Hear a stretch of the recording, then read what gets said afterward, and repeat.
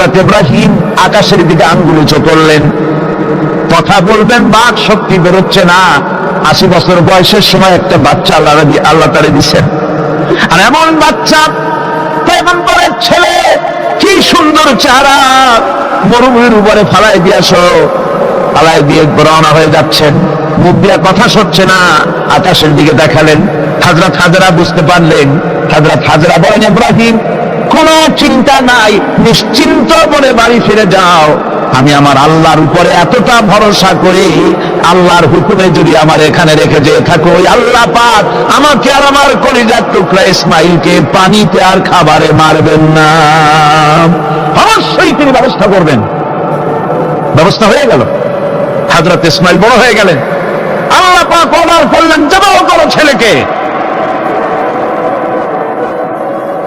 হযরত ইব্রাহিম আলাইহিস সালাম যখন জবাহের প্রস্তাব করলেন, হযরত ইসমাইল তা আপত্তি করতেন, বাবাজি আমার মায়ের আর আমাকে বাচ্চা অবস্থায় ফেলে গেলেন, খাবার দেন নাই, পরার দেন নাই, বছরের পর বছর আমাদের এখানে কাটলো, দেখতেও আসেন নাই, আজ আসছেন জবাহ দিতে, এটা কেমন কথা? কি ধরনের বাপ আপনি?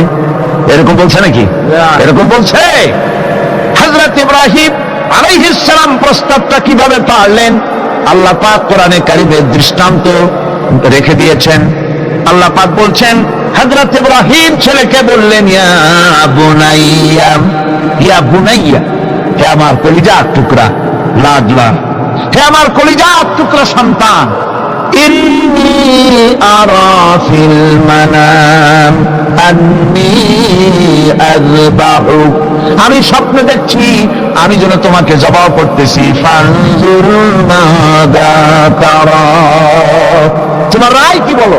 আমি তো স্বপ্নে দেখছি যে আমি তোমার জবাহ করতেছি, এখন তোমার রায় কি, তোমার মত কি? হযরত ইসমাঈল আলাইহিস সালাম শুনে দিলেন দৌড়, নাকি না?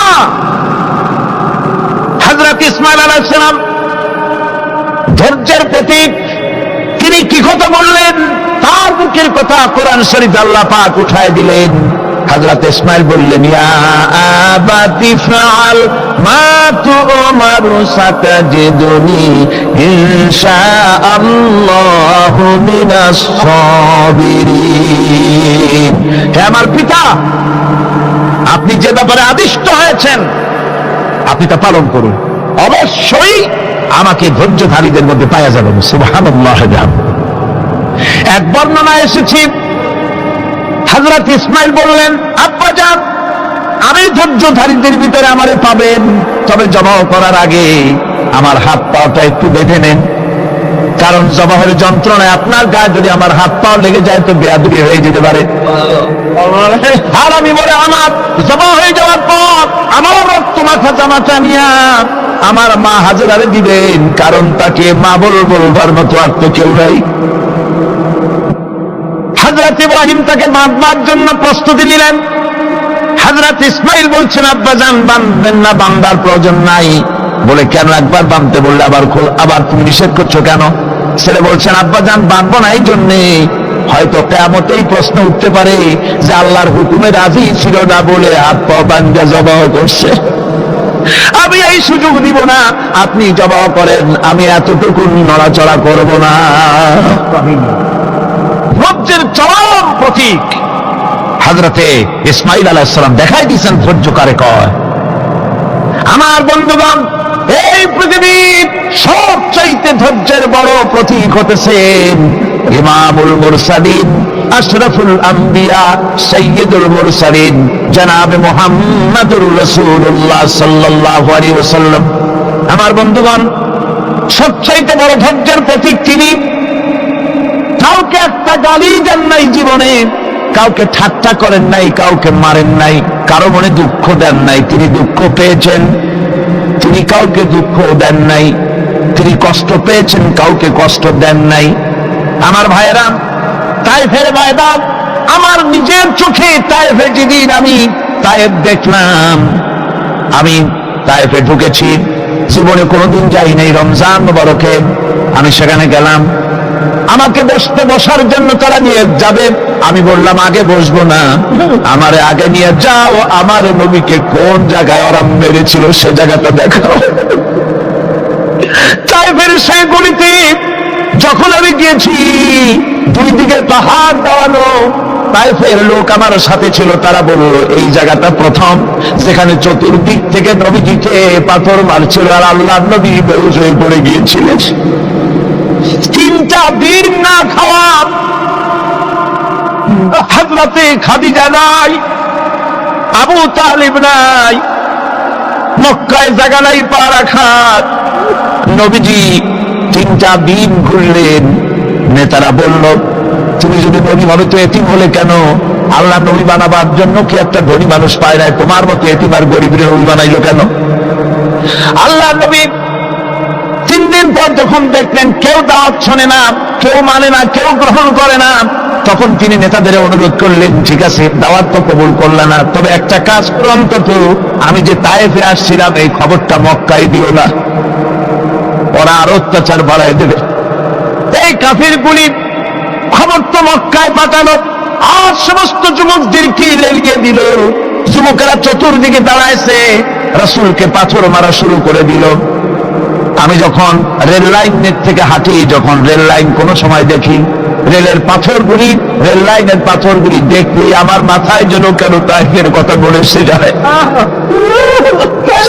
আরে মানুষের গায়ে পাথর মারলে কি অবস্থার সৃষ্টি হয়? পাথর নূরের শরীর, রহমতের শরীর, কিছু কিছু রক্ত ছড়ছে।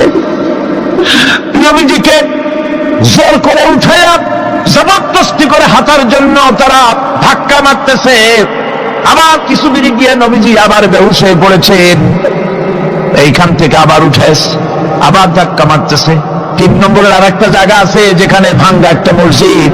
তাইফের লোকেরা আমাকে বলল এই জায়গাটা হলো শেষ জায়গা যেখানে রাসূল করিম 3য়বারের মতো বেহুশ হয়েছিলেন, এখানেই হুজুরের রক্ত ঝরেছে বেশি। 2 রাকাত নামাজ পড়লাম, সিজদায় পড়ে এমন কান্না কাঁদলাম আল্লাহর কাছে।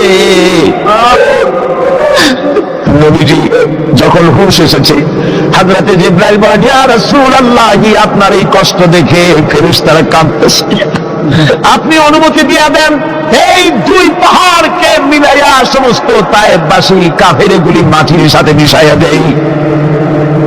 নবীজি বললেন জিবরাইল, আমি যদি হুকুম করি আর আমার হুকুম মতো যদি এই কাম করো, একটা কাফেরও যদি না বাঁচে তাহলে কার মুখে পৌঁছাবো লা ইলাহা ইল্লাল্লাহু মুহাম্মাদুর রাসূলুল্লাহ। আমার ভাইরা, হযরত সাল্লাল্লাহু আলাইহি ওয়াসাল্লাম উঠে বসলেন।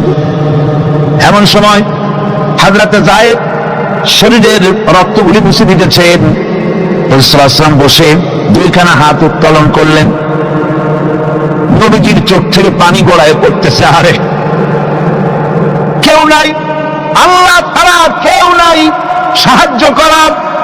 নবীজি হাত তুলে মোনাজাত করতেছেন, চোখ দিয়া পানি পড়ে দাড়ি ভিজে পড়তেছে, গায়ে দিয়া রক্ত ঝরতেছে। নবীজি কি দোয়াটা করলেন? বদদোয়া করলেন না, গজব দিতে বললেন না। নবীজি দোয়া করলেন রব্বুল আলামিন, এই তায়েফের লোকেরা আজকে আমার সাথে যে ব্যবহারটা করেছে, ওরা বোঝে নাই যে আমি তোমার নবী, ওরা বোঝে নাই যে আমি তোমার রাসূল, না বুঝে আমার উপরে যে অত্যাচারটা করলো, আল্লাহ তুমি এই জন্য রাগ করে এই তায়েফে তুমি গজব দিও না। আল্লাহ পাক পরবর্তী সময় হুজুরকে স্মরণ করাই দিলেন, ওয়া মা আরসালনাকা ইল্লা রাহমাতাল লিল আলামিন। ও নবী, আপনি হচ্ছেন আমার সমস্ত সৃষ্টি জগতের জন্য, আপনি আমার বাবা, আমার গোটা বিশ্বের জন্য আপনার, আমার সৃষ্টি জগতের জন্য আপনি আমার করুণা। একটা লোক রাসূলের এই কষ্ট দেখে বাগান থেকে 1 গ্লাস আঙ্গুরের শরবত এনে হাজির করেছে। এত কষ্টের পর 3 দিনের না খাওয়া আঙ্গুরের একটা শরবত পাইয়া হুজুর খুব খুশি হলেন। শরবত গ্লাস পান করে হুজুর বলছেন, তোমার নাম না আত্তাস? তিনি বলছেন, হ্যাঁ হুজুর আমার নাম আত্তাস। তোমার বাড়ি না ইউনূস আলাইহিস সালামের গ্রামে? বলে, হ্যাঁ আমার বাড়ি সেই গ্রামে। তা আপনি কি করে জানলেন আমার নাম আত্তাস আর আমার বাড়ি ইউনূস আলাইহিস সালামের গ্রামে? আপনি জানলেন কি করে? হুজুর বললেন, আমি নবী হযরত ইউনূস নবী একজন নবীর খবর আর একজন নবীর কাছে থাকে। রাসূল করিম সাল্লাল্লাহু আলাইহি ওয়াসাল্লাম সবর ইখতিয়ার করেছিলেন, ধৈর্য অবলম্বন করেছিলেন, আর আল্লাহ পাক তাকে নির্দেশ করেছেন সবর করো। واتبع ما يوحى إليك واصبر حتى يحكم الله। তুমি কেবল সেই জিনিসের অনুসরণ করো যা আমি তোমার প্রতি অবতীর্ণ করেছি, আমি আপনার উপরে যেটা অবতীর্ণ করেছি তার অনুসরণ করুন, আর সবর ইখতিয়ার করুন যতক্ষণ না আল্লাহর পক্ষ থেকে চূড়ান্ত ফয়সালা না আসে। ধৈর্য ধরুন, ধৈর্য ধরুন। আমার ভাইরা, কাফেরদের নির্যাতনের মোকাবেলায় আল্লাহ পাক তার হাবিবকে সান্ত্বনা দিয়েছেন। যখন কাফেররা নির্যাতন করতেছে, আরে হযরতে বেলাল নির্যাতিত, হযরতে সুমাইয়া নির্যাতিতা, হযরতে খাব্বাব, হযরতে খুবাইব, হযরতে আম্মার রিদওয়ানুল্লাহি তাআলা আলাইহিম আজমাইন এত মার হতেছে। হযরত ওমর হযরতে খাব্বাব রাদিয়াল্লাহু তাআলা আনহুকে খোলা গায়ে দেখে বলছিলেন, খাব্বাব রে, তোমার পিঠে এত গর্ত কেন? এত গর্তওয়ালা পিঠ তো আমি মানুষের দেখি নাই, এত সিকুর কবরওয়ালা মানুষও তো দেখি নাই। তিনি বলেছেন, ওমর তুমি কি ভুলে গেছো? ইসলাম কবুল করার অপরাধী কাফির বেঈমানেরা আগুন জ্বালায়া আগুনের উপরে আমাকে চিৎ করে শোয়াছে, আমি যেন নড়াচড়া করতে না পারি সেজন্য আমার বুকের উপরে পাথর চাপা দিয়ে রেখেছিল। গায়ের চর্বি আর রক্ত গলে গলে পড়ে আগুন নিবেছে, আর আগুন গোশত পুড়ে যে পিঠের মধ্যে প্রবেশ করেছিল আজও পর্যন্ত পিঠের সেই গর্ত সেরে যায় নাই। এভাবে অত্যাচার হচ্ছিল সাহাবীদের উপর। আল্লাহ রাব্বুল আলামিন তার হাবিবকে সান্ত্বনা দিলেন, ওয়াসবির ওয়া মা সাবরুকা ইল্লা বিল্লাহি ওয়া লা তাহজান আলাইহিম ওয়া লা তাকু ফি গায়তিন মিম্মা ইয়ামকুরুন। হে রাসূল, সবরের সাথে কাজ করতে থাকুন। আপনার এই সবরের তৌফিক তো আল্লাহই দিয়েছেন, আর ওদের সমস্ত ষড়যন্ত্র, ওদের অপকৌশলে আপনি দুঃখিত হবেন না, চিন্তা করবেন না, ভারাক্রান্ত হবেন না। আপনি নিশ্চিত থাকুন। ওয়াসবির লিহুকমি রাব্বিকা ফাইন্নাকা বিআয়ুনিনা। হে নবী, আপনার রবের চূড়ান্ত ফয়সালা আসা পর্যন্ত ধৈর্য ধারণ করুন। আপনি তো আমার চোখের সামনে। সুবহানাল্লাহ, সুবহানাল্লাহ। আপনি আমার চোখের সামনে। কে আপনাকে কি করবে আমি দেখবো না? সুবহানাল্লাহ। মন্ত্রী যদি, এই সলিমুদ্দিন মার্কা মন্ত্রী যত আছে, এই মন্ত্রীরা ভূমিকা দেখাতে ভয় কিসে? আমি তোকে দেখছি না? সাহসটা কেমন বাড়ে, কেমন বাড়ে সাহস। আর এ কোনো মন্ত্রী ছাতা মাতা না, কোন প্রেসিডেন্ট রাজা না, আকাশ আর জমিনের মালিক আমার আল্লাহ রাব্বুল আলামিন বলছেন, হাবিব কোন চিন্তা নাই, আপনি আমার চোখের সামনে। ওরা চায় আপনাকে দুনিয়া থেকে মিটাই দিতে, আর আমি চাই ওয়ারাফানা লাকা যিকরা, আপনার প্রশংসা তো হবে গোটা বিশ্ব জুড়ে, সর্বত্র ছড়িয়ে যাবে আপনার নাম। সুবহানাল্লাহ। আল্লাহ পাক অন্যত্র বলেছেন, ওয়ালাকাদ কুযযিবাত রাসূলুম মিন ক্বাবলিকা ফাসাবারু আলা মা কুযযিবু ওয়া উযু হাত্তা আতাহুম নাসরুনা। হে মুহাম্মদ সাল্লাল্লাহু আলাইহি ওয়াসাল্লাম, আপনার পূর্বে অসংখ্য নবী রাসূল এই পৃথিবীতে আসছে এবং জুলুম আর নির্যাতনের শিকার তারা হয়েছেন। অবশেষে তাদের প্রতি আল্লাহর সাহায্য এসেছে। সুতরাং আপনাকেও ধৈর্য ধারণ করতে হবে, ধৈর্য ছাড়া কোনো পথ নাই। ধৈর্য আপনাকে ধারণ করতেই হবে, আর এই ধৈর্য ধারণ করলে পরে আল্লাহর চূড়ান্ত ফয়সালা আসবে, তখন আল্লাহ পাক মেহেরবানি করবেন। আমার ভাইরা, এই ধৈর্য পৃথিবীর সমস্ত পয়গম্বররা ধৈর্য অবলম্বন করেছেন, কখনো অধৈর্য হন নাই। দিন কায়েমের সংগ্রামে নবী রাসূলগণ দারুণ ভাবে সবর ইখতিয়ার করেছেন। বিদ্রোহীদের সকল রকমের নির্যাতন, অপকৌশল, ষড়যন্ত্র এই সব কিছু মোকাবেলা করেছেন ধৈর্যের নীতি অবলম্বন করি, কখনো ধৈর্য চ্যুতি তাদের মধ্যে ঘটেনি। বরং আল্লাহ রাব্বুল আলামিন তাদের প্রতি সন্তুষ্ট হয়েছেন। যারা এই ধৈর্য ধরেছে তাদের উপরে সন্তুষ্ট হয়ে আল্লাহ রাব্বুল আলামিন বলেছেন, ওয়া কাআইয়িন মিন নাবিয়্যিন কাতালা মাআহু রিব্বিয়ুন কাসীর। এর আগে অনেক নবী এসেছিলেন যাদের সাথে বহু আল্লাহ লড়াই করেছেন। فما وهنوا لما أصابهم في سبيل الله وما ضعفوا وما استكانوا। আল্লাহর পথে তাদের উপর যত বিপদ এসেছিল তারা হতাশ হয়ে পড়েন নাই, দুর্বলতা দেখাননি, বাতিলের সামনে মাথা নত করেন। ওয়াল্লাহু ইউহিব্বুস সাবিরিন। আর আল্লাহ পাক ধৈর্যশীল যারা তাদেরকে আল্লাহ পাক ভালোবাসেন। আমার ভাইরা, ধৈর্যের পরিচয় রাসূল করিম সাল্লাল্লাহু আলাইহি ওয়াসাল্লাম উহুদের ময়দানে যখন আক্রান্ত হয়ে গেলেন, চতুর্দিকে কাফেররা ঘিরে ধরেছে, বাঁচার কোনো পথ নাই। সাহাবায়ে কেরাম রাসূলকে পাহারা দিলেন। যারা রাসূলকে পাহারা দিতে দাঁড়াইছেন, জীবন দিয়ে পাহারা দিতে দাঁড়ায় গেছে, রাসূলের দিকে মুখ দিয়া পিঠটা বাইরের দিকে দিয়ে রাসূলকে পাহারা দেওয়া শুরু করেছেন। হুজুরকে পাহারা দিতে যারা দাঁড়িয়েছিলেন, কাফের কর্তৃক নিক্ষিপ্ত কি তীরগুলি এসে যখন বিঁধতেছিল, শুধু একজন সাহাবী হযরত তালহার পিঠের ভিতরে রাসূলকে হেফাজতের জন্য 80টা তীর একজনের পিঠের মধ্যে গিয়ে তুলেছে।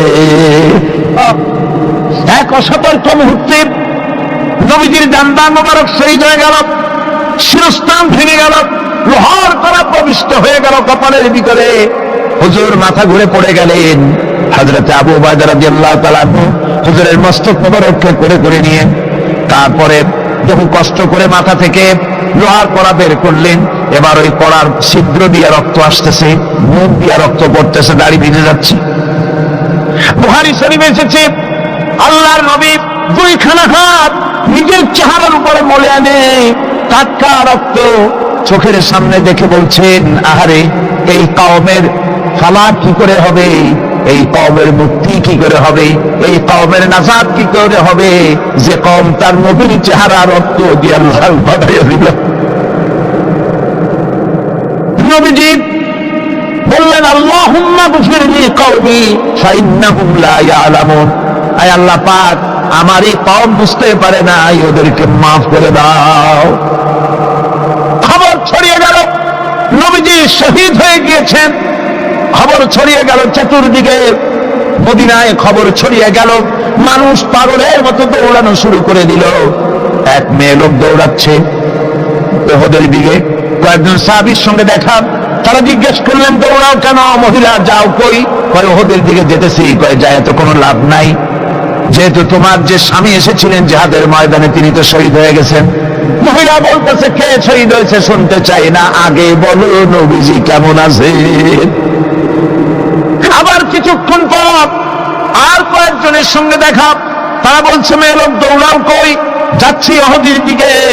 তারা বলছেন, যে কোনো লাভ নাই, তোমার যে দুইটা কলিজার টুকরা সন্তান উহুদে এসেছিল, দুটি শহীদ হয়ে গেছে।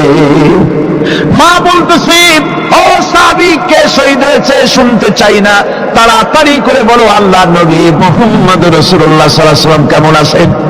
দৌড়াতে দৌড়াতে উহুদের মাঠে সাহাবায়ে কেরাম পরিবেষ্টিত।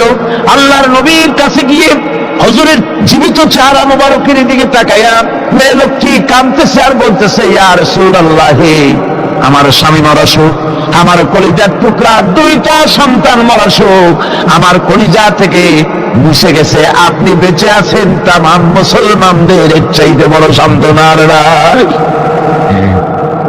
ভাইরা আমার, রাসূল করিম সাল্লাল্লাহু আলাইহি ওয়াসাল্লাম এভাবে করে ধৈর্যের পরিচয় দিয়েছেন।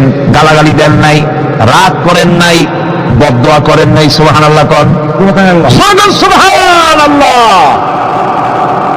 ভাইরা আমার, এই সবর এমন মহান বৈশিষ্ট্য, এর মধ্যে রয়েছে জিহাদের ময়দানে যদি লোক কম হয় আর যদি তাদের মধ্যে সবর থাকে, বেশি সংখ্যক লোকের উপরে আল্লাহ পাক সবরকারীদেরকে বিজয়ী করে দিবেন।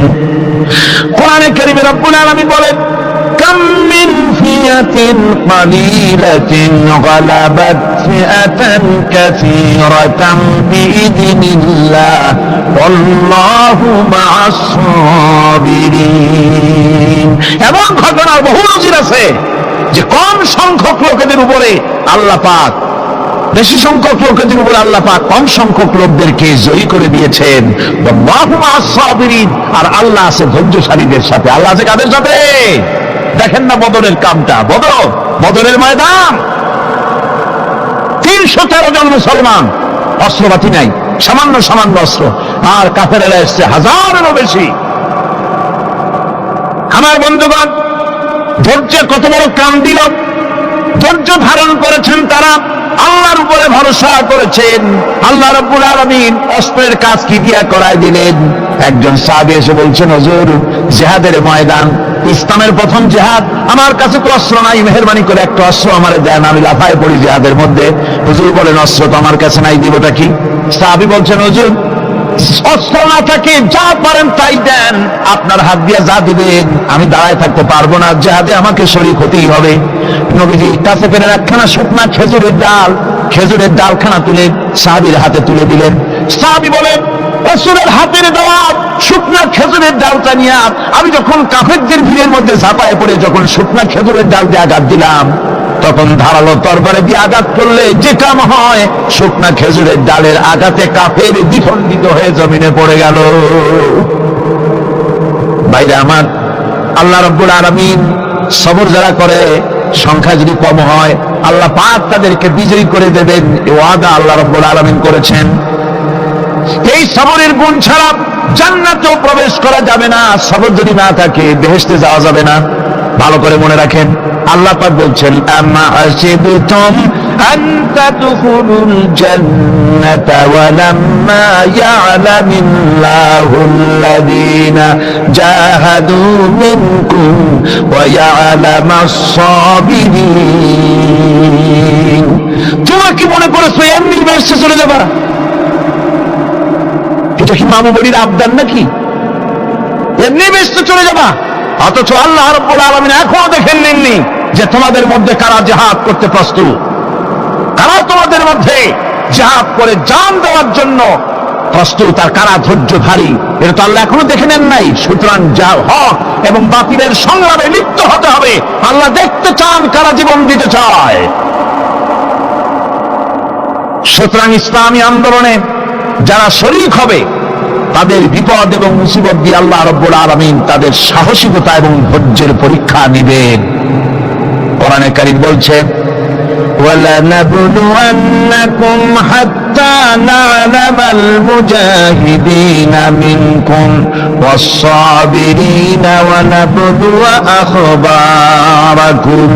অবশ্যই আমি তোমাদেরকে পরীক্ষার সম্মুখীন করব, আর তোমাদের মধ্যে সত্যিকার মুজাহিদ, দৃঢ়তা অবলম্বনকারী কারা, আমি তা দেখব। এটা যেন আমি দেখে নিতে পারি, সেই জন্য আমি বিপদ এবং মুসিবতের মধ্যে তোমাদের ফেলব। ধৈর্যধারীদের উপরে আমার রহমত অবশ্যই থাকবে।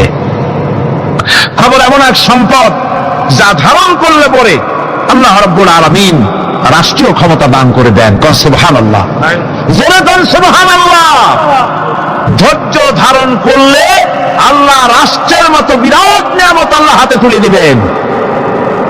তার প্রমাণ কোরআন শরীফে আল্লাহ বলছেন, বনী ইসরাঈলরা মিশর থেকে যখন বহিষ্কার হয়ে গেল, তাদের যখন পা রাখার কোনো জায়গা থাকলো না, বনী ইসরাঈলরা মিশর থেকে যখন বহিষ্কার হয়ে গেল, এরপরে আল্লাহ পাক তারা যখন ধৈর্য অবলম্বন করলো, আল্লাহ পাক তাদের ব্যাপারে বলছেন, ওয়া আওরাসনাল কওমাল্লাযীনা কানু ইস্তাদআফুনা মাশারিকাল আরদি ওয়া মাগারিবা আল্লাতী বারাকনা ফিহা।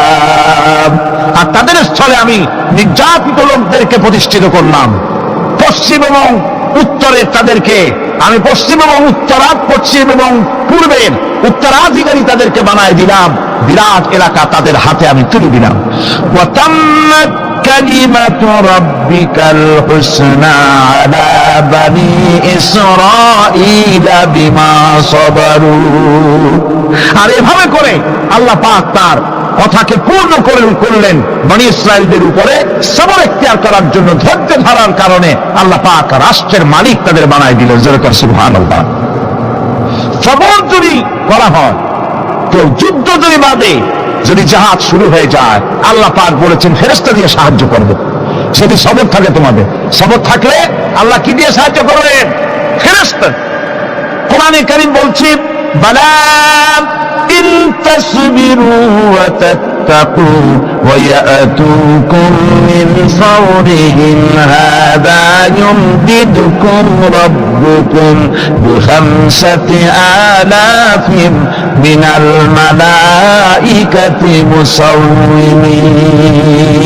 হ্যাঁ, তোমরা যদি ধৈর্য অবলম্বন করো আর আল্লাহকে ভয় করে চলো, তাহলে এক্ষুনি আল্লাহ রাব্বুল আলামিন তোমাদের জন্য কাতারে কাতারে শৃঙ্খলাবদ্ধ ৫,০০০ ফেরেশতা দিয়ে তোমাদেরকে সাহায্য করবেন। সুবহানাল্লাহ। তোমাদেরকে ফেরেশতা দিয়ে সাহায্য করা হবে। তোমরা যদি সবর ইখতিয়ার করো, তাহলে সংখ্যা যদি কম হয়, বেশি সংখ্যার উপরে জয়ী করে দেব।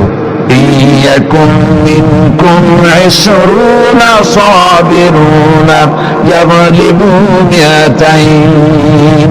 যদি তোমাদের ভিতরে ধৈর্যশীল ২০ জন হয়, আমি ২০০ কাফেরের বিরুদ্ধে তোমাদেরকে জয়ী করে দেবো। সুবহানাল্লাহ। তোমরা যদি হও ধৈর্যশীল ২০০, কি কয় ২০ জন, ২০০ কাফেরের উপরে তোমরা জয়যুক্ত হয়ে যাবে। আর বিপদ আর মুসিবতে যারা ধৈর্য ধরে, তাদের জন্য আল্লাহর পক্ষ থেকে সুসংবাদ। সুসংবাদ কাদের জন্য? ধৈর্যধারীদের জন্য। কোরআনে কারীম বলছেন ওয়াবাশশিরিস সাবিরিনাল্লাযীনা ইযা আসাবাতহুম মুসিবাতুন ক্বালু ইন্না লিল্লাহি ওয়া ইন্না ইলাইহি রাজিউন। সুসংবাদ সেই সব ধৈর্যশালীদের জন্য যারা নাকি বিপদ এবং মুসিবতে আসলে যারা বলে, কি বলে? পড়েন আমার সাথে, ইন্না লিল্লাহি ওয়া ইন্না ইলাইহি রাজিউন। এটা শুধু আমাদের লোকেরা কেউ বললে পড়ে, এটা শুধু মরার সময় নয়, বরং যে কোনো বিপদ আর মুসিবত এলে মুমিন বান্দা যারা, তারা কি পড়বে? ইন্না লিল্লাহি ওয়া ইন্না ইলাইহি রাজিউন। নিশ্চয়ই নিশ্চয়ই আমরা আল্লাহর জন্য এবং আমাদের সকলকেই আল্লাহর কাছে ফিরে যেতে হবে, প্রত্যাবর্তিত হতে হবে। সবরকারীদের জন্য রয়েছে জান্নাতের সুউচ্চ সম্মানের জায়গা। জান্নাতে সবচেয়ে সম্মানজনক জায়গা আল্লাহ রাব্বুল আলামিন ধৈর্যশালীদেরকে দান করবেন। কোরআনে কারীম বলছে উলাইকা ইউজসাউনাল গুরফাতা বিমা সাবারু ওয়া ইউলাক্কাউনা ফিহা তাহিয়াতাও ওয়া সালামা। এরা হলো সেই সব লোক যাদেরকে প্রদান করা হবে বেহেশতের সুউচ্চ মঞ্জিল, কারণ তারা সবর ইখতিয়ার করেছিল, তারা সবর করছিল, এই জন্য বেহেশতের সবচেয়ে ভালো জায়গা তাদের দেওয়া হবে। কোন আলহামদুলিল্লাহ, যেরকম আলহামদুলিল্লাহ। এবং জান্নাতে সবরকারীদেরকে সম্বর্ধনা দেওয়া হবে, সম্বর্ধনা দেওয়া হবে। খালিদিনা ফিহা হাসনাত মুস্তাকাররান ওয়া মুকামা। চিরদিন তারা জান্নাতের ভেতরে বসবাস করবে এবং কতই না সুন্দর, কতই না উত্তম জায়গা সবরকারীদের জন্য আল্লাহ বেহেশতের মধ্যে রেখে যাবেন। জান্নাতে প্রবেশ করার সাথে সাথে চতুর্দিক থেকে ফেরেশতারা ছুটে আসবে সবরকারীদের জন্য। ওয়াল মালাইকাতু ইয়াদখুলুনা আলাইহিম মিন কুল্লি বাব। চতুর্দিক থেকে ফেরেশতারা তাদেরকে ইস্তেকবাল করবে। কি বলবে? সালামুন আলাইকুম বিমা সাবারতুম ফানি'মা উকবাদ। তোমাদের প্রতি শান্তি বর্ষিত হোক, কারণ তোমরা পৃথিবীতে সবর অবলম্বন করেছিল। কতই না উত্তম জায়গা, কতই না সুন্দর জায়গা আল্লাহ রাব্বুল আলামিন সবরের বিনিময় তোমাদেরকে দান করেছেন। সুতরাং এই সবর হচ্ছে মুসলমানদের জন্য সবচেয়ে বড় নিয়ামত। আজ আমার তো মনে হয় পৃথিবীতে মুসলমানরাই সবচেয়ে বেসবর। ট্রেনে যাবে, বসা নিয়ে বেসবর, টিকিট নিয়ে বেসবর, বাসের মধ্যে বেসবর, বাজারে যাবে বেসবর, স্কুলে যাবে বেসবর, যেখানে যান সব জায়গায় আমরা বেশি অধৈর্য, ঠিক কিনা কম? সামান্য সামান্য জিনিস নিয়ে ঝগড়া করা, মারামারি করা, এই হচ্ছে আমাদের ট্র্যাডিশন। ধৈর্য অবলম্বন করতে হবে জীবনের সকল ক্ষেত্রে। এই ধৈর্য আমাদেরকে রক্ষা করতে হবে। এই ধরনের ধৈর্য যদি আমরা অবলম্বন করতে পারি, তাহলে আল্লাহ পাক বলছেন উলাইকাল্লাযীনা সাদাকু ওয়া উলাইকা হুমুল মুত্তাকুন। এরাই হলো ঈমানের দাবিতে সত্যবাদী। কোন আলহামদুলিল্লাহ। কারা কারা? না না, শুধু সবরকারী না। এই যে 10টা পয়েন্ট বলা হলো, কয়টা পয়েন্ট বলা হয়েছে? 10টি পয়েন্ট। সেই 10টি পয়েন্ট যারা পালন করবে এরা হলো ঈমানের দাবিতে সত্যবাদী, আর এরাই হচ্ছে প্রকৃতপক্ষের মুত্তাকি। আমরা মুত্তাকি বুঝি দাঁতে ছাতা, দাড়িটারি আশ্রয় না, জাব্বা জুব্বা গায়ে দিয়ে কোনো জায়গায় পড়ে থাকে। হ্যাঁ, এটা বড় মুত্তাকি, খুব পরহেজগার। সালার চট্টর যদি পড়ে তাহলে তো আরো বড় পরহেজগার। আর যদি কাপড় চোপড় মোটেও না থাকে তাহলে তো খাজা বাবা হয়ে গেল। আর আল্লাহ বলছে মুত্তাকি কারে কয়? শোনো, এরে কয় মুত্তাকি যাদের মধ্যে এই 10টা গুণ আছে। এই 10টি সত্য যদি সম্পাদন করতে পারি, যদি আমল করতে পারি, জীবন ধন্য হয়ে যাবে। সেই 10টি কথা আমি আবার আপনাদের স্মরণ পটে তুলে দিতে চাই, প্যাকেট করে পকেটে উঠাই দিতে চাই, যেন বাড়ি নিয়ে যেতে পারেন। 1 নম্বর হচ্ছে 10টি পয়েন্টের 1 নম্বর আল্লাহর প্রতি ঈমান। 1 নম্বরে আল্লাহর প্রতি ঈমান, 2 নম্বরে পরকালের প্রতি ঈমান, 3 নম্বরে ফেরেশতাদের উপর ঈমান, 4র্থ নম্বরে কিতাবের প্রতি ঈমান, 5ম নম্বরে নবীদের প্রতি ঈমান, 6ষ্ঠ নম্বরে সহায় সম্বলহীন, নিকটবর্তী আত্মীয়, ইতিম, মিসকিন, প্রবাসী, মুসাফির, সাহায্য প্রার্থী, এদেরকে মুক্ত করার জন্য এদেরকে সাহায্য প্রদান করা। 7 নম্বরে নামাজ প্রতিষ্ঠা করা, 8 নম্বরে যাকাত আদায় করা, 9 নম্বরে ওয়াদা পালন করা, 10 নম্বরে সবর এখতিয়ার করা। কয়টা হইল? এই 10টি কাজ যদি আমরা পালন করতে পারি, বিপদে মুসিবতে ধৈর্য ধারণ করতে পারি, যত মুসিবত আসুক, আসলে এগুলি কিছু না। মুসিবত আল্লাহ টেস্ট করবেন, মুসিবত দিয়া আল্লাহ টেস্ট করেন। দেখা যায় যে এদের শক্তি খুব বেশি, চোখে আপনি দেখতে পারেন, কিন্তু আল্লাহ বলছেন ইন্না কায়দাশ শায়তানে কানা দাঈফা। বাতিলরা হলো শয়তান। বাতিলরা কি? আর ওদের চক্রান্ত আসলেই দুর্বল। এদের চক্রান্ত আসলে কি? দুর্বল। কাজেই এগুলিকে ভয় করা যাবে না। বিপদে মুসিবতে ধৈর্য ধারণ করে যদি অগ্রসর হওয়া যায়, তো আল্লাহ রাব্বুল আলামিন এই 10টি পয়েন্ট যদি আমল করা যায়, দুনিয়াও শান্তি পাবো, আখিরাতেও শান্তি পাবো। যত মুসিবত আসুক, বিপদ আসুক, ধৈর্যের সাথে মোকাবেলা করতে হবে। ধৈর্যের অর্থ কি? আমি আগেই বলেছি, ধৈর্যের অর্থ হচ্ছে অবিচলতা, দৃঢ়তা, বরদাস্ত করা, সহিষ্ণুতা, ধীরতা, স্থিরতা। ধৈর্যের অর্থ এটা নয় একজন একটা থাপ্পড় মারলো আর আপনি বলবেন যে বাবা ব্যথা পাইছো নাকি, তাহলে আর একখান থাপ্পড় দিয়ে দাঁত আমার সবগুলো ভালাই দিই। এর নাম ধৈর্য নয়। ধৈর্য হচ্ছে পরিস্থিতির মোকাবেলা করতে হবে সমচিততার সাথে, এর নাম হচ্ছে ধৈর্য। ওই যে আমি একটা দৃষ্টান্ত দিয়ে থাকি, এক সাপ একবার মুরিদ হয়েছিল এক পীর সাহেবের কাছে। পীর বলছিলেন যে আমি তো এইসব সাপটা মুরিদ বানাই না। না হুজুর, আমারে বানান। তারপরে মুরিদ বানায় কিছু অভিজ্ঞতারে শিখাই দিল, আর বললো খবরদার কাউকে দংশন করবা না। ঠিক আছে, সে তাই জিজ্ঞাসা শুরু করে দিয়েছে। এর মধ্যে জমিনে রাখাল আসছে, ধান কাটছে, ধানগুলো বিক্রি করে দড়ি দড়ি পাচ্ছে না। তো কি করা যায়? বান্ধব কি দিয়া সন্ধ্যার পর অন্ধকারে দেখে যে দড়ি একটা পড়ে আছে। ও যে কি দড়ি তা তো ওরা বোঝে না। ওইটারে দিয়া বান্ধে ফেসাইয়া লেজ দিয়ার মাথা দিয়ে এরকম করে বাসেটা নদী বাঁধছে। সাপ তখন বলতেছে, হায় হায় রে, কেবল যে মুড়িদ হয়েছি, তা না হলে তুই ঠিক পাইছি যে আমি কি ধরনের দড়ি। এরপরে নিয়ে বাড়ি নিয়ে হারাই দেশে খুলে সাপটার ঘাড় গেছে মস্কিয়া, বহুত কষ্ট করে হুজুরের বাড়ি গিয়ে হাজির, কাজী হুজুর কি একখান জিকির শিখাইলেন, আমার তো ডাক্তার বসকে শেষ। আশ্চর্য কথা, কত মানুষ মুড়ি হইল, কত কিছু মুড়ি হইল, কারো তো জিকির করলে গান মস্কে যাবে কেন, এটা কেমন কথা? কয় হুজুর ঘটনাই। আরে বেটা ঘটনা এইটা ঠিকই করছিনি। কয় যে আপনি যে নিষেধ করছেন দংশন করতে, আমি তো দংশন করতে পারিনি। আরে বেটা দংশন করতে নিষেধ করছিলাম, ফোঁস করতে তো নিষেধ করি নাই। তোরে যখন দড়ি মনে করে হাত দিছিল, ফোঁস করে উঠতি, ওই রাখা লাভ দিয়া বর্ডার পার হইয়া দিল্লি চলে যেত। কাজী ধৈর্যের মানে শীতলে পড়ে না। ধৈর্য মানে অবিচলতা, দৃঢ়তা নিয়ে শক্তি সঞ্চয় করে আল্লাহর উপরে ভরসা করে বাতিলের বিরুদ্ধে ঝাঁপিয়ে পড়তে হবে, বাতিল উৎখাত হতে পারতে হবে। অনাটনে, বিপদে, মুসিবতে আর হক আর বাতিলের সংঘর্ষ চলাকালীন ধৈর্য ধারণ করা, এটা হলো সবচেয়ে একটা বড় কোয়ালিটি। কোরআনে কারিমে সবর শব্দটি সবচেয়ে বেশি ব্যবহার করা হয়েছে। সর্বাধিক ব্যবহৃত শব্দ কোনটি? সবর।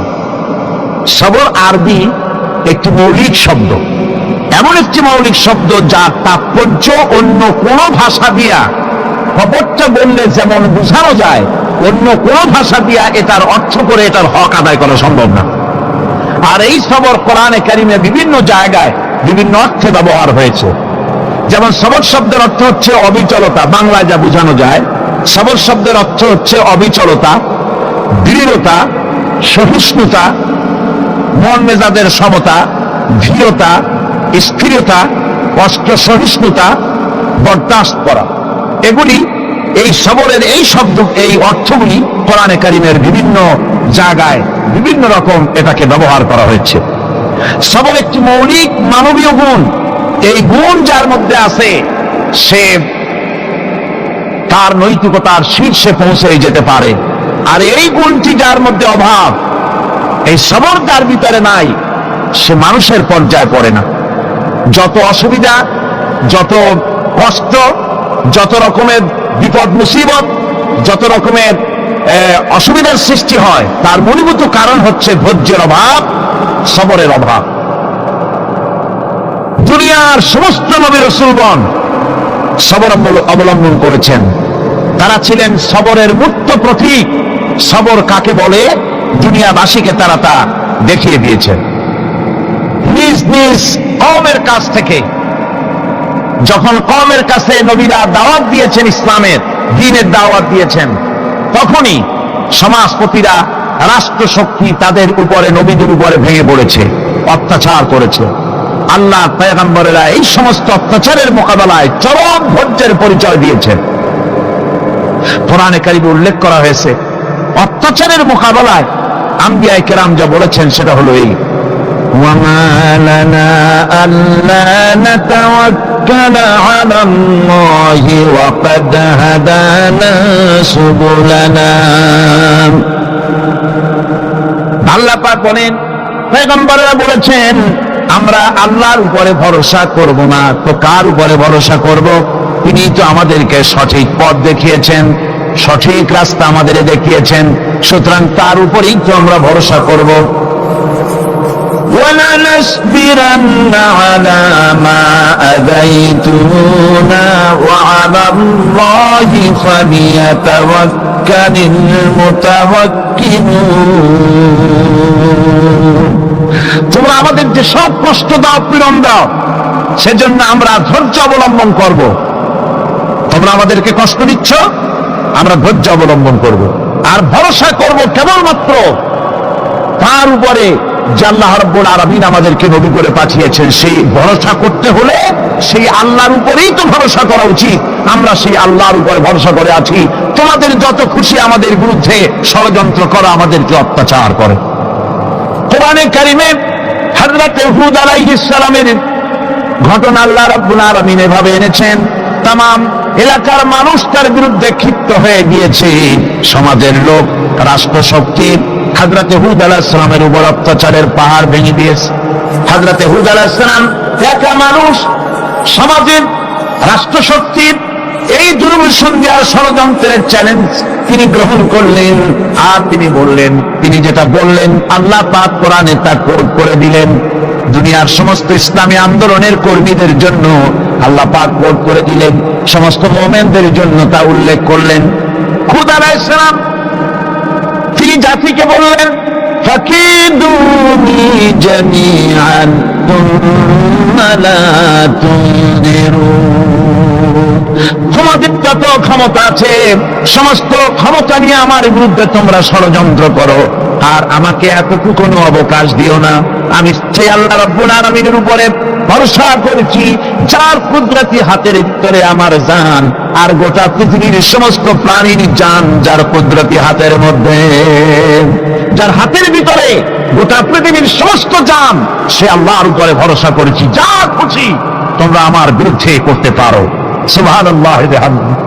এটার নাম হল ঈমান, এটার নাম সবর, এটার নাম ধৈর্য। এই ধৈর্য আসে ঈমানে কামেল হলে পরে এবং আল্লাহর উপরে পরিপূর্ণ বিশ্বাস হলে পরে। যদি কারো দিনের মধ্যে কথা বিশ্বাস থাকে যে আমার জন্য আল্লাহর পক্ষ থেকে যদি কোনো বুলেট নির্ধারণ করা থাকে, গোটা বিশ্ব যদি আমাকে পাহারা লাগায়, ওই বুলেট থেকে আমাকে বাঁচাইতে পারবে না। আর আমার জন্য যদি একটা বুলেট আল্লাহ কর্তৃক নির্ধারিত থাকে, তাহলে গোটা পৃথিবীর মানুষ চেষ্টা করেও সেই বুলেট থেকে আমাকে রক্ষা করতে পারবে না। এটার নাম হচ্ছে ঈমান। এই ঈমান যখন মানুষের মধ্যে সৃষ্টি হয়ে যায়, তখন সে বিপ্লবী শক্তিতে পরিণত হয়ে যায়। তার কাছে ভয় বলে কোনো জিনিস থাকে না, যেহেতু সে তো ভরসা করেছে এমন শক্তির কাছে যার চাইতে প্রচন্ড ক্ষমতা, আকাশেও কারো নাই, জমিনেও। তিনি কে? জোরে চিল্লায় বলেন, তিনি কে? আমার বন্ধুগণ, রাসূল করিম সাল্লাল্লাহু আলাইহি ওয়াসাল্লাম হিজরতের রাতে সওদ পাহাড়ের গাড়ে সওরের কাছে যখন চলে গেছেন, হজরে রক্ত হয়ে হয়ে আসতেছে। হযরতে আবু বকর রাদিয়াল্লাহু তাআলা আনহু বলছেন, হে আল্লাহর রাসূল, এখন আর অগ্রসর হওয়া ঠিক হবে না, বেলা উঠে গেলে ধরা পড়ে যাব। এখানে গুহা আছে, ভিতরে প্রবেশ করি। হযরতে আবু বকর রাসূলের সম্মতি পেয়ে হযরতে আবু বকর রাদিয়াল্লাহু তাআলা আনহু বলছেন, ইয়া রাসূলুল্লাহ, পাহাড়িয়া গুহা, সাপ বিচ্ছু থাকতে পারে, আমাকে অনুমতি দেন, আমি আগে ভিতরে ঢুকে সাফ করে আপনাকে ডাকি। ভিতরটা সাফ করে তিনি ডাকলেন। রাসূল করিম ভিতরে ঢুকে বলছেন, আবু বকর, পাহাড় বেয়ে বেয়ে বড্ড কষ্ট হয়েছে, একটু বসো, তোমার উরুর উপরে মাথা রেখে আমি একটু ঘুমাইয়া যাই। আল্লাহর নবী আরাম ফরমাচ্ছিলেন। সকালবেলায় কাফির বেঈমানরা যখন আস্তে আস্তে করে গুহা মুখে পৌঁছে গেছে, পায়ের চিহ্ন এখানে শেষ, তাদের নিশ্চিত ধারণা এর ভিতরেই নবীজি আছেন। বলছে, বেরিয়ে আসো। একজন বলে নাই, আর একজন বলে আছে, এভাবে তাদের মধ্যে দ্বিমত হয়ে গেল। হযরত আবু বকর বলছেন, ইয়া রাসূলুল্লাহ, আমরা তো ধরা পড়ে গেছি, আমাদের তো আর উপায় নাই। এই গুহাটা এতই অগভীর, শুয়ে যদি হাত উঁচু করা যায় উপর থেকে দেখা যায়, বসলে পরে মাথা দেখা যায়, ধরা তো পড়ে গেছি, উপায় নাই। আল্লাহর নবী তখন তার হাবিব, তার বন্ধুকে কি বললেন? বিশ্ববাসীর জন্য আল্লাহ পাক কোরআনে তা উঠায় দিলেন। নবীজি তার বন্ধুকে ডেকে বললেন, লা তাহজান ইন্নাল্লাহা মা'ানা। ও আমার সাথী, কোনো চিন্তা করো না, ভয় পেও না, শঙ্কিত হও না, আমরা মাইনরিটি নই, আমরাই মেজরিটি, কারণ আল্লাহ রাব্বুল আলামিন আমাদের সাথে আছেন। সুবহানাল্লাহ। এই চিন্তা, এই ধারণা যদি মানুষের মনের মধ্যে থাকে, তাহলে কখনোই তার মন দুর্বল হবে না, ঈমান দুর্বল হবে না। ঈমান বিল্লাহ, আল্লাহর প্রতি ঈমান যদি এসে যায়, জাতির যদি রক্তে, রন্ধ্রে, রগে, রেশায় যদি ঈমান এসে যায়, তাহলে পুলিশ, বিডিআর, আর্মি আরামে ঘুমাবে, তাদের জন্য পরিশ্রম হবে না, কষ্ট হবে না, অপরাধ প্রবণতা কমে যাবে, মানুষের অশান্তি কমে যাবে, শান্তির বন্যা প্রবাহিত হয়ে যাবে। সুবহানাল্লাহ বিহামদিহি।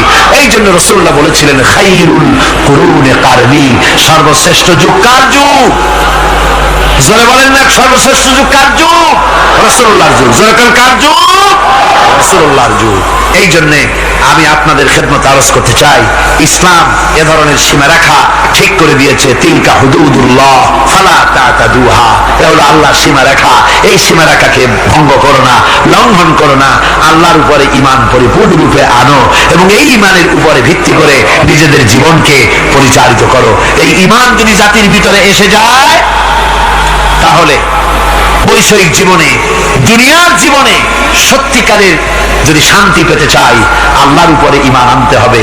ইহকাল পরকালে যদি নাজাত পেতে চাই, আল্লাহর উপরে ঈমান আনতে হবে। আর আমরা আমাদের চিন্তা ভাবনায়, ওঠায় বসায়, চলায় ফেরায়, সর্বত্র আল্লাহর উপরে পরিপূর্ণ মাত্রায় ঈমানটা যদি এসে যায়, তাহলেই শান্তি, তাহলেই মুক্তি। গোটা সমাজ শান্তি পাবে, আমরা দুনিয়ায় আরাম পাবো, কিয়ামতে জাহান্নাম থেকে মুক্তি পাবো। জোরে কোন আমিন, আরো জোরে কোন আমিন। বন্ধুগণ, আল্লাহর প্রতি ঈমানের এই কথাগুলি আবারও স্মরণ করিয়ে দেই। লাইসাল বিররা আন তুওয়াল্লু ওয়ুজুহাকুম কিবালাল মাশরিকি ওয়াল মাগরিব, পূর্ব পশ্চিমে যত মাথা ঘুরাও, এটাই কোন কল্যাণের কাজ আসলে নয়। আসল কাজ আল্লাহর উপর ঈমান। আসল কাজ কি? চিল্লা এখন, আসল কাজ কি? আল্লাহর প্রতি ঈমান। সেই ঈমানের কথা এই 3 দিন ধরে বললাম। আর বাকি আছে কয়দিন? বাকি আছে কয়দিন? এই বেহেশতের বাগান আগামী 2 দিন পরে স্তব্ধ হয়ে যাবে। এখানে আর এভাবে এত লক্ষ লক্ষ টুপি, এ ধরনের মুসলমান আল্লাহু আকবরের আওয়াজ, আজানের আওয়াজ ধ্বনিত প্রতিধ্বনিত হবে না। 1 বছরের জন্য নিস্তব্ধ হয়ে যাবে। আল্লাহ যেন বাকি 2টা দিন আমাদের সকলের আশার তৌফিক দেন। সবাই বলি আমিন, জোরে কোন আমিন। আগামীকালকের আলোচনা আরো গুরুত্বপূর্ণ, তারপরের দিন আরো গুরুত্বপূর্ণ, গোটা কোরআনই তো গুরুত্বপূর্ণ। আল্লাহ পাক এই কথাগুলি শোনার, বোঝার, আমল করার তৌফিক যেন আল্লাহ আমাদের দান করেন। জোরে বলেন আমিন, আরো জোরে বলেন আমিন। মোনাজাতের জন্য এবার সমস্ত মানুষ দাঁড়ানো, ভাইয়েরা বসে পড়ে। আজকের মোনাজাতের পূর্বে আজকে সভার সভাপতি হযরতুল আল্লাহ মাওলানা শামসুদ্দিন সাহেব অতি সংক্ষেপে আপনাদের সামনে কিছু গুজারিশ পেশ করছেন। بلغ العلا بكماله كشف الدجى بجماله حسنت جميع خصاله محمد بشر ليس كالبشر بل هو ياقوتة والناس كالحجر بلغ العلا بكماله كشف الدجى بجماله حسنت جميع خصاله।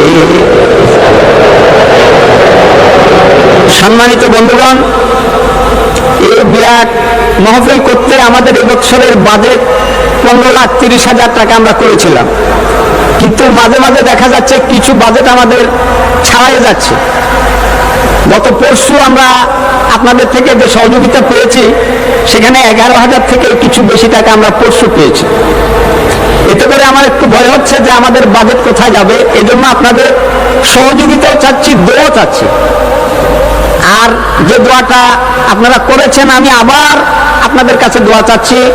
সেটা হলো মোহতারাম মাওলানা সাইদি সাহেবের গলার ব্যাপারে, তার স্বাস্থ্যের ব্যাপারে, তার হায়াতের ব্যাপারে আপনারা মন খুলে দোয়া করবেন, যেন তার আল্লাহ তার গলাকে যেন খুলে দেন, তার কণ্ঠস্বরকে যেন আল্লাহ ঠিক করে দেন, এবং আমাদের চাহিদা অনুযায়ী আমাদের মনের খোরাক যেন তিনি দিতে পারেন।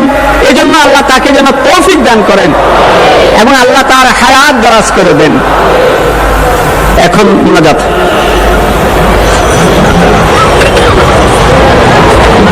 মোনাজাতের পর আযান হবে বা জামাত এশার নামাজ পড়ে আপনারা যাবেন। আর যাওয়ার সময়, আসার সময় আপনারা আল্লাহর নামের ধ্বনি দিতে দিতে যাবেন আর আসবেন। গোটা শহর জুড়ে তাফসীর চলাকালীন চট্টগ্রামের আকাশ বাতাস, গাছপালা, তরুলতা, মানুষ, পুরুষ, নারী সবাই যেন টের পায় যেখানে তাফসীরের মাহফিল হচ্ছে। যাবেন এবং আসবেন যখন, মুখ বুঝে যাতায়াত কেন, নারায়ে তাকবীর, আল্লাহু আকবার। ইসলাম ছাড়া অন্য কিছু মানি না। আল কোরআনের আলো ঘরে ঘরে। ঘরে ঝালো। এসব সুন্দর সুন্দর স্লোগান দিতে দিতে যাবেন, স্লোগান দিতে দিতে আসবেন, আল্লাহর নারা লাগাবেন, আল্লাহর আওয়াজকে বুলন্দ করবেন। আল্লাহ সকলকে তৌফিক দিন। আল্লাহুম্মা আমিন।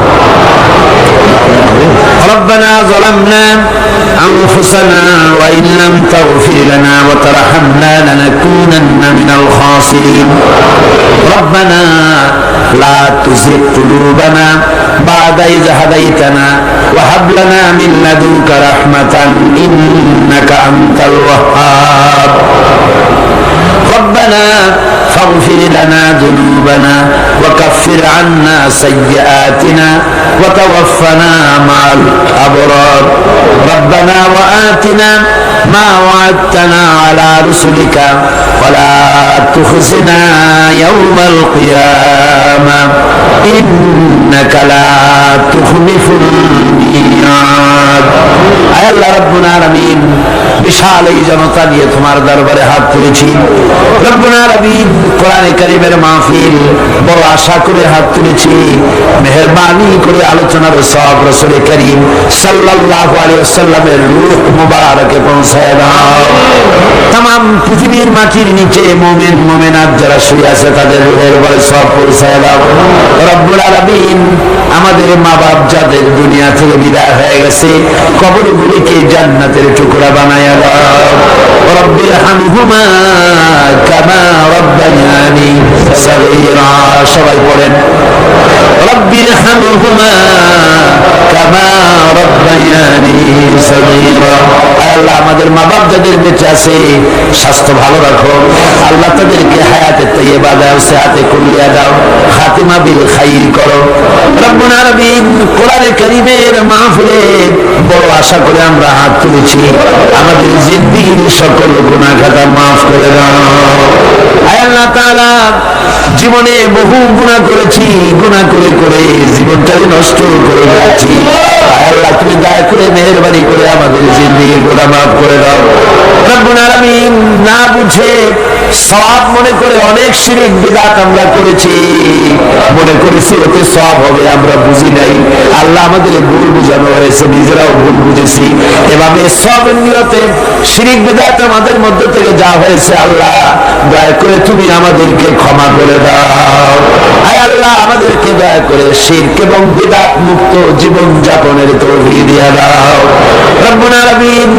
এত বড় বিরাট তাফসীরুল কোরআন মাহফিল, লক্ষ লক্ষ টাকার প্রয়োজন আল্লাহ, টাকা পয়সার অভাব নাই রব্বুল আলামিন। তুমি গনি আর আমরা ফকির। আয় আল্লাহ, এই শহরে এমন লোক আছে এক